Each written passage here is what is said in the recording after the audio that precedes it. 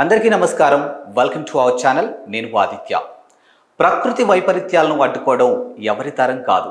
కానీ ఆ ప్రకృతి వైపరీత్యాలు సంభవించినప్పుడు ఎలాంటి నష్టం జరగకుండా, ఎలాంటి అనార్థాలకు తావివ్వకుండా చూసుకునే బాధ్యత ప్రభుత్వానికి ఎంతుందో పౌరులుగా మనందరి మీద కూడా అంతే ఉంది. ఇక గత సంవత్సరం హైదరాబాద్లో కురిసినటువంటి భారీ వర్షాలకు లోతట్టు ప్రాంతాలు ఎంతవరకు మునిగాయి, అక్కడున్నటువంటి ప్రజలు ఎన్ని ఇబ్బందులు పడ్డారో మనం అందరం చూసాం. ఇప్పుడు వీటన్నిటిని దృష్టిలో పెట్టుకొని రేవంత్ రెడ్డి ప్రతిపాదించినటువంటి హైడ్రా ఇప్పుడు చాలా మందిలో వణుకు పుట్టిస్తుంది. అసలు ఈ హైడ్రా అంటే ఏంటి, దీని యొక్క మెయిన్ ఎజెండా ఏంటి అని చూసుకున్నట్టయితే, హైడ్రా అంటే Hyderabad disaster management and asset protection agency అన్నమాట. సో దీని యొక్క మెయిన్ కాన్సెప్ట్ ఏంటి అని అంటే, ప్రభుత్వ భూములు ఎక్కడైతే ఉంటాయో వాటిలో అక్రమంగా నిర్మించినటువంటి అక్రమాలను అడ్డుకోవటం, లేదా అక్రమంగా కట్టించినటువంటి కట్టడాలను కూల్చివేయటం, అలాగే చెరువులను కాపాడటం, అలాగే ప్రభుత్వానికి సంబంధించినటువంటి దేన్నైనా కూడా తీసుకొని అంటే ఒక ప్రొటెక్షన్ చేయడం ఏదైతే ఉంటుందో దాని యొక్క మెయిన్ కాన్సెప్టే అదనమాట. సో ఇలాంటి ఒక కాన్సెప్ట్ని తీసుకొని ఇప్పుడు హైదరాబాద్లో ప్రభుత్వ భూముల్లో అక్రమంగా కట్టించినటువంటి కట్టడాలను కూల్చివేసే పనిలో భాగంగా పడ్డారు హైడ్రాకి సంబంధించినటువంటి టీం అంతా. సో ఈ టీం కోసం ఒక సీనియర్ ఐపీఎస్ ఎవరైతే ఉన్నారో, ఒక సీనియర్ ఐపీఎస్ని రంగనాథ్ని నియమించడం జరిగిందనమాట. సో ప్రస్తుతానికి దీనికి సంబంధించినటువంటి బాధ్యత మొత్తం ఆయనే తీసుకుంటున్నారు. ఆయన టీంలో దాదాపుగా 3,000 మంది ఈ టీంలో పనిచేస్తూ ఉన్నారు. సో మరి ఈ టీంకి మొత్తం 3,000 మంది వర్క్ చేస్తూ ఉన్నారు. సో ఎక్కడైతే అక్రమంగా కట్టించినటువంటి కట్టడాలు కానీ, ప్రభుత్వానికి సంబంధించినటువంటి భూములు కానీ, లేకపోతే డ్రైనేజీ వ్యవస్థ మీద కానీ, లేకపోతే చెరువులని ఆక్రమించుకొని కట్టినటువంటి కట్టడాలు ఏవైతే ఉన్నాయో వాటన్నిటిని తొలగించి తిరిగి ప్రభుత్వానికి అప్పచెప్పడమే ఈ సంస్థ యొక్క మెయిన్ అజెండా అనమాట. సో దీనికి సంబంధించినటువంటి హైడ్రా ఎప్పుడైతే దాదాపుగా ఇది స్టార్ట్ చేసి నెల రోజులు అవుతుందన్నమాట. సో మరి ఈ నెల రోజుల్లో దాదాపుగా చాలా చోట్ల అంటే చూసుకున్నట్టయితే మన నందగిరి హిల్స్కి సంబంధించినటువంటి పార్క్ ఏదైతే ఉందో ఆ పార్క్ పరిసర ప్రాంతాల్లో చాలామంది అక్కడ కొన్ని గుడారాలు వేసుకొని, లేకపోతే కొన్నటువంటి ఏర్పాటు చేసుకుని వాళ్ళు నివసిస్తున్నారో వాటిని తొలగించి ప్రస్తుతానికి ఆ ఏదైతే పార్కుకి సంబంధించినటువంటి ల్యాండ్ ఉందో దాన్ని ప్రభుత్వం స్వాధీనం చేసుకోవడం జరిగింది. సో ఇదే అంశం మీద దానం నాగేందర్ ప్రభుత్వాన్ని మీద ప్రశ్నించడం జరిగిందనమాట. అంటే ఒక విధంగా చెప్పాలి అని అంటే మాత్రానికి ఈ హైడ్రాని ప్రజాప్రతినిధులు ఎవరైతే ఉన్నారో, కొంతమంది కార్పొరేటర్లు ఎవరైతే ఉన్నారో వాళ్ళు తిరస్కరించడం జరుగుతుందన్నమాట. ఎందుకు అని అంటే మరి దానికి బిహైండ్ చాలా రీజన్సే ఉండుండొచ్చు. బట్ ప్రస్తుతానికైతే దీన్ని ఆపివేయాలి అని చెప్పేసి సీఎం రేవంత్ రెడ్డికి ప్రతిపాదనలు తీసుకెళ్లడం జరుగుతుందన్నమాట. అందులో ముఖ్యంగా చూసుకుంటే దానం నాగేందర్ దీన్ని కొంచెం అడ్డుకునే ప్రయత్నం అయితే చేశారు. ఇకపోతే ఓల్డ్ సిటీలో కూడా ఒక ఎంఐఎం కార్పొరేటర్ కూడా దీన్ని అడ్డుకునే ప్రయత్నం అయితే చేశారు. దీనికి సంబంధించినటువంటి అంశాలు ఏదైతే ఈ హైడ్రాకి సంబంధించినటువంటి ఒక జీవో ఒకటి ఏదైతే వచ్చిందో, అంటే ఏదైతే ఒక అంశం తీసుకొచ్చారో దాన్ని అడ్డుకునే ప్రయత్నం చేయడంలో భాగంగా మేయర్ విజయలక్ష్మికి ఇప్పటికే వినతి పత్రాలు ఇవ్వడం కూడా జరిగింది. సో మరి ఈ హైడ్రా వల్ల ప్రభుత్వానికి రావాల్సినటువంటి భూములు కానీ, ప్రభుత్వానికి సంబంధించినటువంటి అసెట్స్ ఏవైతే ఉన్నాయో అవి న్యాయపరంగా ప్రభుత్వం ఆక్రమించుకొని, అలాగే చెరువులు ఏదైతే మెయిన్ చెరువులు ఏదైతే ఉన్నాయో చాలా వరకు ఇప్పుడు సిటీలో చూసుకున్నట్టయితే చెరువులు కనిపించడం లేదు. అంటే చాలా వరకు భూ కబ్జాదారులు ఆ చెరువుల్ని మొత్తం మూసేసి అక్కడ ల్యాండ్ మొత్తం సదును చేసేసి అక్రమంగా కట్టడాలు ఏర్పాటు చేస్తున్నారు. అలా కట్టినటువంటి అక్రమ కట్టడాల వల్లే ప్రకృతి వైపరీత్యాలు సంభవించినప్పుడు చాలా వరకు నేట మునిగే ప్రయత్నాలు ఉంటాయి. కొన్ని చోట్ల అయితే ఆ బిల్డింగులు కుంగిపోయే పరిస్థితులు కూడా మనం చూసాము.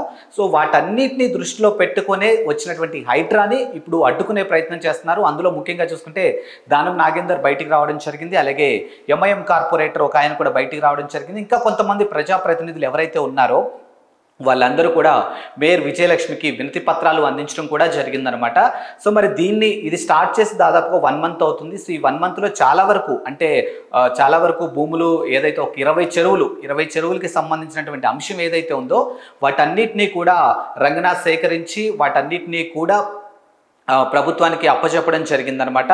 సో రానున్న రోజుల్లో దీన్ని ఇంకా మరింత బలోపేతం చేయడం కోసం, రానున్న రోజుల్లో దీన్ని ఇంకా స్పీడప్ చేయడం కోసం ఇంకా చాలా చెరువులు కానీ ఇంకా చాలా అక్రమ కట్టడాలను తొలగించి ఏదైతే ప్రకృతి వైపరీత్యాలు అవ్వచ్చు, ఇంకోటి అవ్వచ్చు మొత్తానికైతే దీన్ని బయటకు అంటే ప్రభుత్వానికి సంబంధించిన ఆస్తులను బయటకు తీసుకొచ్చే పనిలో రంగనాథ్ అయితే పడ్డారు. సో మరి ఈ నెల రోజుల్లోనే 20 చెరువులను దాదాపుగా వీళ్ళు కనుక్కొని దాన్ని ఫైన్ చేసి ప్రభుత్వం వైపు తీసుకురావడం జరిగింది. కొన్ని అక్రమ కట్టడాలు కూల్చివేయడం జరిగింది.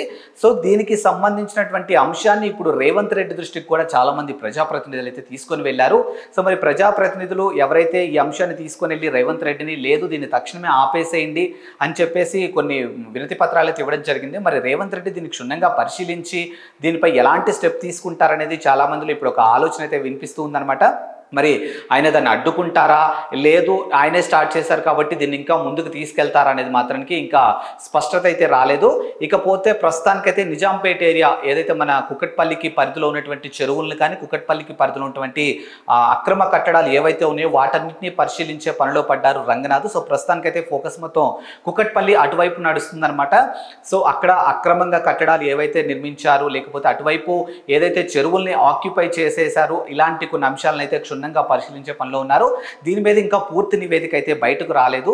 సో మరి రానున్న రోజుల్లో ఈ హైడ్రా అనేది కంటిన్యూ అయితే ప్రభుత్వానికి సంబంధించినటువంటి భూములు ఏదైతే ఉన్నాయో, ప్రభుత్వానికి సంబంధించినటువంటి చెరువులు ఏవైతే ఉన్నాయో వాటన్నిటిని సురక్షితంగా చేసే పనిలో ఉండొచ్చు అని చెప్పి చాలామంది ప్రజలైతే చాలా సంతోషంగా ఫీల్ అవుతున్నారు.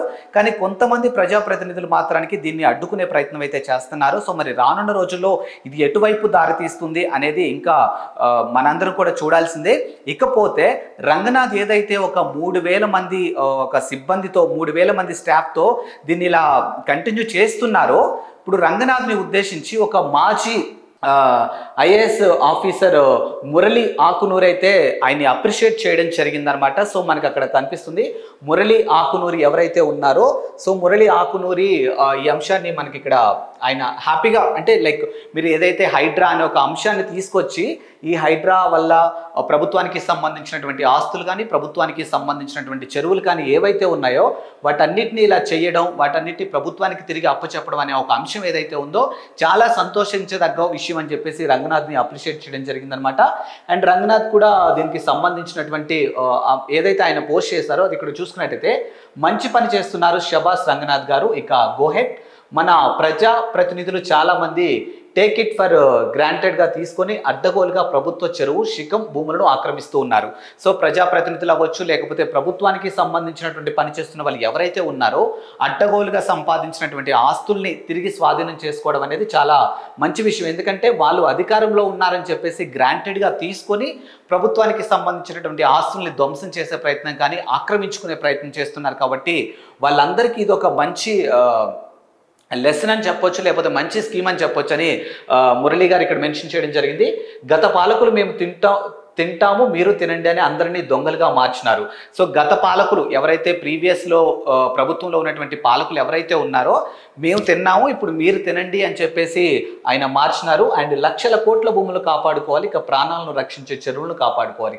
లక్షల కోట్ల భూములు ఇప్పుడు అక్రమంగా స్వాధీనం చేసుకొని కట్టడాలు నిర్మించారు. సో వాటన్నిటినీ తొలగించి లక్షల కోట్ల భూములు తిరిగి మనం స్వాధీనం చేసుకోవాలి. అలాగే ప్రాణాలు రక్షించే చెరువులను కూడా మనం కాపాడుకోవాల్సిన బాధ్యత మన అందరిపైన ఉంది అని చెప్పేసి మురళీ గారు మెన్షన్ చేయడం జరిగింది. ఇక భవిష్యత్ తరాలకు మంచి పర్యావరణాన్ని అందించాలి. సో భవిష్యత్తు తరాలకి మంచి పర్యావరణం ఇప్పటికే మనం చూస్తున్నాం, చాలా వరకు శబ్ద కాలుష్యం, వాయు కాలుష్యం, ఇలా డిఫరెంట్ వాటి వల్ల కాలుష్యం అనేది చాలా స్పాయిల్ అయిపోయింది. కాబట్టి వాతావరణం అంతా మొత్తం స్పాయిల్ అయిపోయింది. కాబట్టి పర్యావరణాన్ని కాపాడుకోవాల్సిన బాధ్యత కూడా మన అందరిపైన ఉందని ఆయన మెన్షన్ చేయడం జరిగింది. ఇక సీఎం గారు హైడ్రాని ఇంకా బలోపేతం చేయండి, ఇక రాష్ట్రం మొత్తానికి హైడ్రాని విస్తరించండి, ఇక ప్రభుత్వ భూములను చెరువులను కాపాడండి, రంగనాథ్ గారికి పూర్తి ప్రోత్సాహాన్ని ఇవ్వండి. ఇక రంగనాథ్ గారు మనం ట్రాన్స్ఫర్మెంట్గా ఉండడమే కాదు ఉన్నట్టు కూడా కనిపించాలి. ఆయన రంగనాథ్ గారు ఏం మెన్షన్ చేస్తున్నారు అని అంటే, ఇక రానున్న రోజుల్లో కూడా సీఎం రేవంత్ గారిని రిక్వెస్ట్ చేయడం జరుగుతుంది. రానున్న రోజుల్లో కూడా ఈ హైడ్రాని ఇంకా బలోపేతం చేయండి. Not for Hyderabad, not only for Hyderabad, యావత్ రాష్ట్రం మొత్తం కూడా ఇది తీసుకొని వెళ్ళండి. అక్కడ ఉన్నటువంటి అక్రమ కట్టడాలను తొలగించండి, ప్రభుత్వ చెరువులను కాపాడండి అని చెప్పేసి ఆయన మెన్షన్ చేయడం జరిగింది.